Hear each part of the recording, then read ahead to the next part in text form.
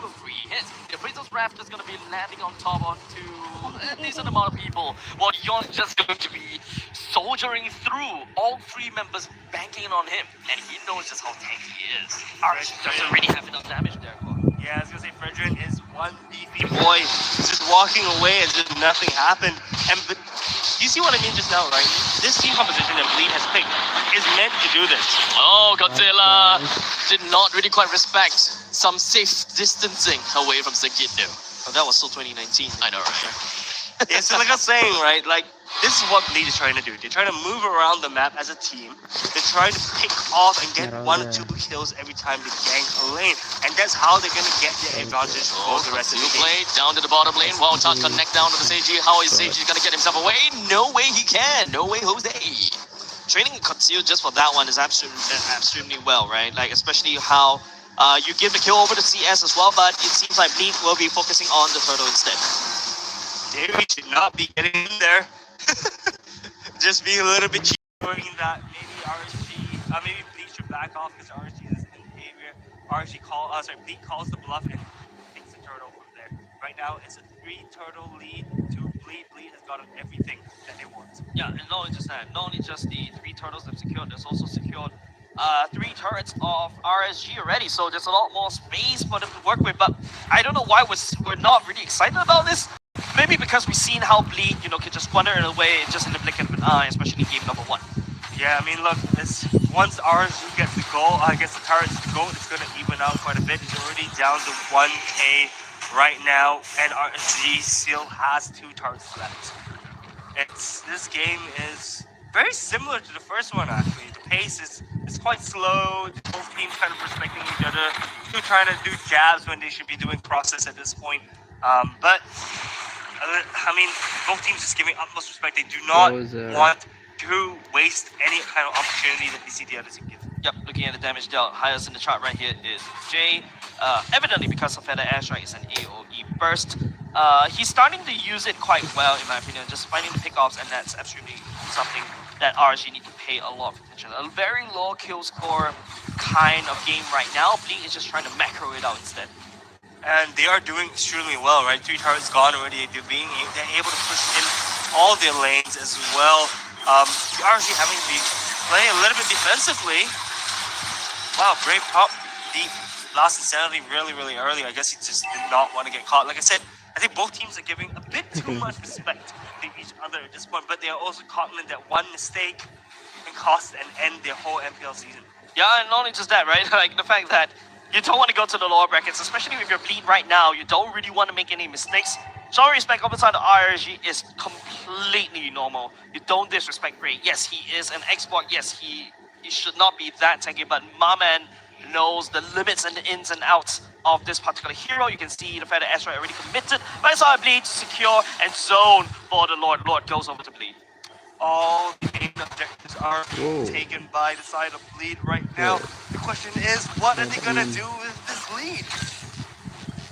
We're looking at about 2,000 gold lead, but hold on a second. We do have Seiji's HP all the way dropped down as Bray, as well as Closer. They did manage to find themselves connecting down to Seiji. They went straight in for the most important player at hand, and that is Seiji himself. In the meantime, Jay all the way to the back line with the Feathered Airstrike also did manage to get the quick clip down onto CS, but Davey with the power nature closes things out, as well as the whole barriers, getting himself a double kill. Might be even to get himself a triple, would be funny, but Godzilla takes the final hit onto the final member of Bleed. Oh, 5-man wipeout, that's not exactly what you want if you're supporting Bleed right here, but there is a Lord marching up top. It's gonna get squandered away, and look at the gold lead, swings back in the favor of RSG. And keep in mind that turrets have not been taken yet, right? Turrets are gold pockets that RSG can cash into should they choose to.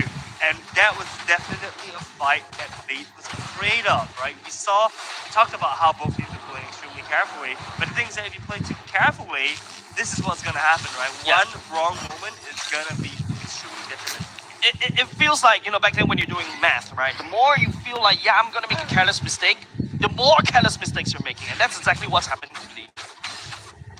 So Bleed, they only have much. They don't really have a lot of win conditions that they kind of have to go for. Their backline is just constantly being jumped. And I think that is more or less a good amount of answer to why Esperanza is being picked. Not necessarily all on the shield that he's able to get. It's a small little bonus getting the shields away from the Sada Sekinu, but being able to jump freely and effectively onto Seiji is very important. The amount of shields that you are able to bring up for yourself, it also helps you against a carry. I believe that RSG have already expected that yes, Seiji, our fleet is going to pick up a carry. So getting shields is better than getting more HP.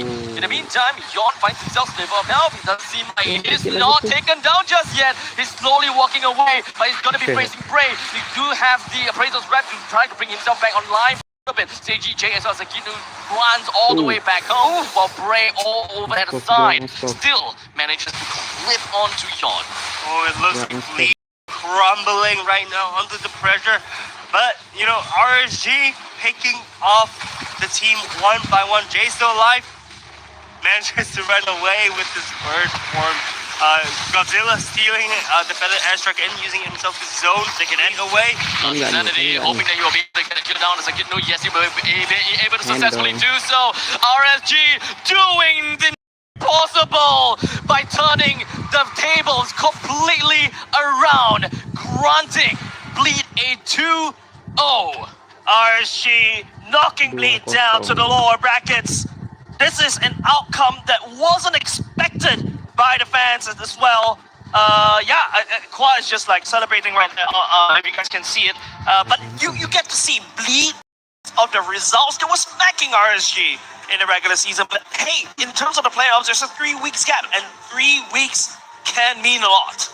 3 weeks means a lot, and guys, what can I say? I am right this time around. All of you were talking shit at me the entire time. Hey.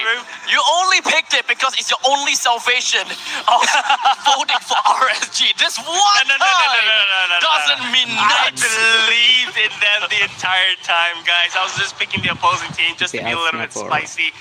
But yes, It's not spicy now, is it? no, well, guess what, guys? I was right. That's like- all I can say this time around. I feel like the amount of spice he's going in, he's basically, I drop him into a soup, he becomes malatang or something.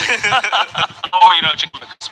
Hey, Wow. Spicy indeed. But ladies and gentlemen, congratulations over the side of RSG. They'll be going up against Team Flash tomorrow, but unfortunately it is Bleed once again taking the scenic route.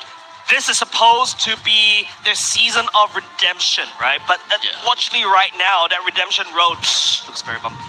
Yeah, I'm not too sure. It really comes down to the recovery that I'll believe that they didn't really quite manage to get. Look, I just want to say that I believe in Bleed. Okay. Yes, I picked. Then why do you vote RSG? Because I believe more in RSG this time around. But look, I believe in Bleed. Right? Bleed has shown us a stellar performance during the entire regular season. I really like their creative plays and the way that they move around the map. We didn't see too much of this time around. Yes, it's a BO3, but moving, if they're able to get out of tomorrow, I believe that will be their time to shine and adapt. And gives them more time to just adapt and just play the macro game from there on. Yeah, and Abstract, you mentioned that Bleed feels a little bit disjointed, right? I would like to tap onto it. I feel like it's the same issue that you realize when Team Flash introduced Dawn during his first season, right? Where he's playing kind of disjointed game. And now you also have Seiji adding in where you can see his selfless plays in a sense, in a very not so comfortable way, where he just goes into spear, commits to spear destruction all the way to the back of the base, 1v5 to end the game. I feel that being Seiji being the captain of the team, he definitely holds a very strong. His words holds very strong meaning. So whenever he wants to do something, he will go for it. But I think they maybe get quite conflicted about Fanny being an assassin. Yep. All right. So enough on the side of Bleed. RSG MVP. Bray. I'll give it to Bray. He's been playing, his plays has been quite solid for 2 games actually. In fact, he was definitely peeling for CS. Once CS picks out the Moskov, just creates a lot more space around the Lord Pit. Yeah, I am agreeing with you, man. I think definitely Bray is the MVP for me. Godzilla was getting picked off a little bit too much in my opinion. But Bray, MVP, 5, 3, and 2, 58% kill participation. But that doesn't show what he contributed to the team. Yep. He created just so much space for the side of RSG and definitely give us more insights, Jake. Oh, of course. War Axe being secured, that means that he's going to do a lot more true damage. In fact, going for Thrill, which means that he's really looking at the wave clear early on, the jungle clear, mind you, Season Hunter as well, and of course, Impure Rage. More added damage, more burn, more happy. Of course, Happy Meal. Apart from that, Brute Force Breastplate allows him to just run around like a maniac as well, and of course, soaking up so much damage. And it's kind of crazy, mind you, right? The fact that Brain knows the limitation of this particular hero, right? Like, look at that.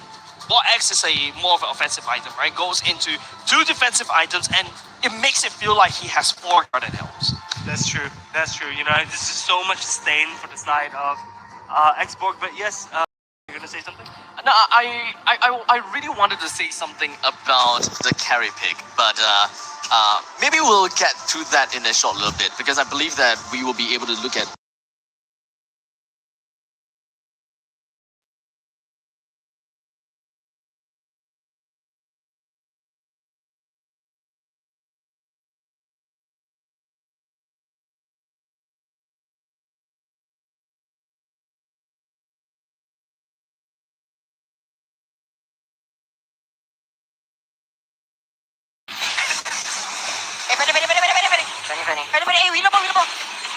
Nice,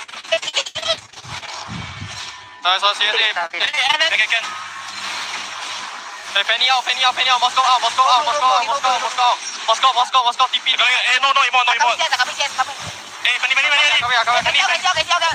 Hey, Moscow. Hey, come, oi. Wait. We're doing something.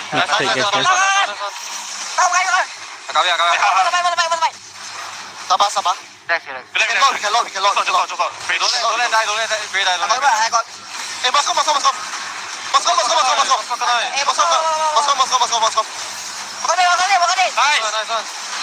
Nice. I got Imon.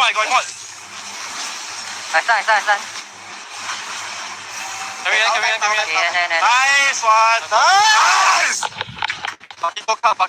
They can stun you. Oh, you okay? I know there. Pakito there. Pakito. Pakito, down carry on. Oi. My bad, sorry. You get me? You okay. Hey, kill. Hey, my bad. Sorry. In the ball. I can stop the passer. Zone.